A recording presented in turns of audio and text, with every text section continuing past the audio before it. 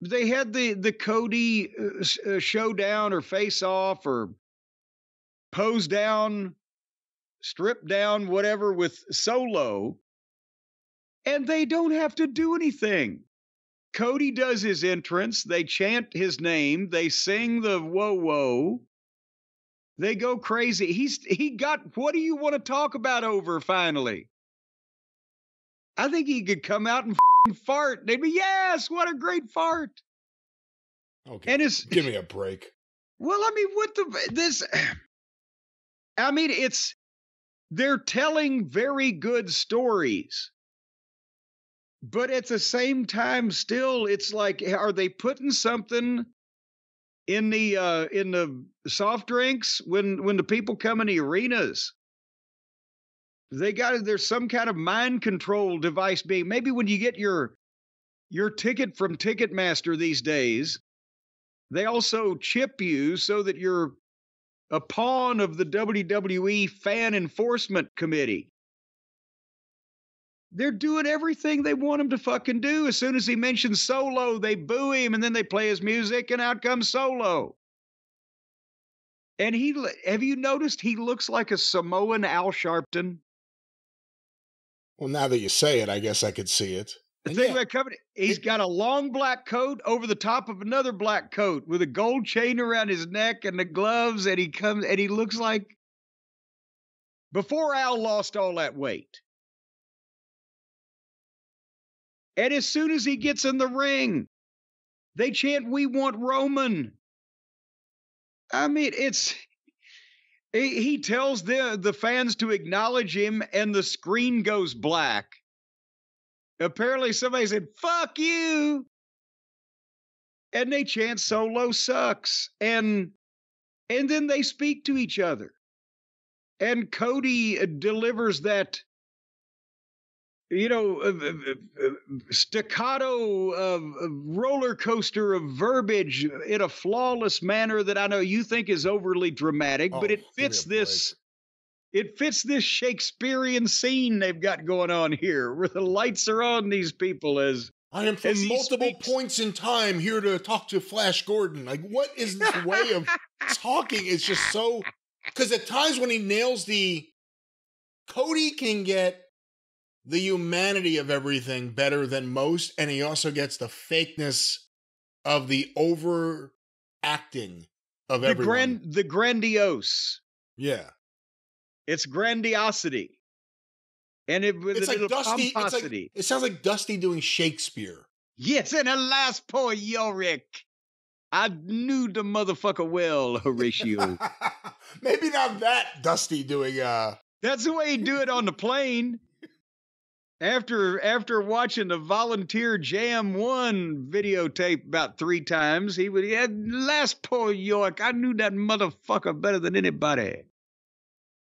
But Solo is doing a good job here, given his level of experience, but the whole thing was to sell SummerSlam, and then the one part they got somehow crossed up, or somebody went to business for themselves, because Solo was starting to offer the challenge or proffer the challenge to make SummerSlam a Bloodline rules match, when suddenly there's Jacob Fatu coming through the fucking crowd, and it stepped on it. And then here comes the Tamas and the Loas and the Tongas, and Cody got it back on track, but they stepped on the challenge there, didn't they? Maybe a bit, but I don't think so. I don't think it was that big a deal. I mean, we got a big reaction when Jacob Fatu started walking out. And then, Yeah, well, it stepped on Solo's original offer of it. I think somebody maybe thought they heard the cue or whatever and sent the guy, but then Cody reiterated it, so they heard it. So there's that. Do you think you weren't offended by that? Do you think there's much incentive to take on the Bloodline rules? Well, no, it doesn't make any sense. Yeah, I'll just let you and all of your friends, make it okay for you to just gang up on me and just beat the shit out. No, it doesn't make any sense, but that puts jeopardy in the babyface's path. And to be honest, all of these people now have given up on having anything make any sense anyway. They just want to see some fucking Jeopardy. I lost on Jeopardy, baby.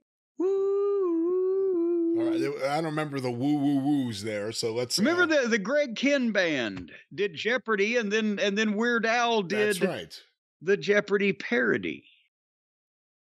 Anyway, Cody Rhodes says to them he's not afraid of the Tongas, and he ain't even though he may be dumb or whatever, I'm not afraid of Jacob Fatu, you dumb son of a bitch. And then everybody chanted for Cody, and Cody agreed for the stipulation, bloodline rules at SummerSlam.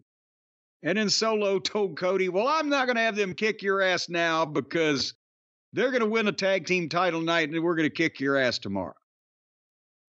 And Cody said, well, the tribal chief's not here, so I'll settle for the wannabe. And then they all walked off. Well, that got a big reaction. You just went through it pretty quick, but when he said that, again, referencing Roman, that he's the real tribal chief, that got a big reaction. Yes, it did, because they want to see Roman, hence why they've been chanting, we want Roman. And I didn't mean to throw it off like that, but that's the point, is that, you know, they've established the pattern that if these guys, you know, get in the ring with somebody, they're going to just kill them and nobody does anything about it. And then they just, well, but this time we're not going to fight, because they shouldn't fight that close to SummerSlam. It's already made, but they always have to do the thing where, well, they're going to be face to face. So now, because they always fight, everybody expects a fight. And then when they don't fight, everybody's let down because they didn't fight. So they kind of painted themselves into a corner there. Sometimes, they don't just always have to be face-to-face every fucking week, is the point I'm making. The match was already made. Everybody was as interested as they were going to be. But then they couldn't figure out a way for all these people to run in without it being bloodline rules. So they just, well, let's make it bloodline rules.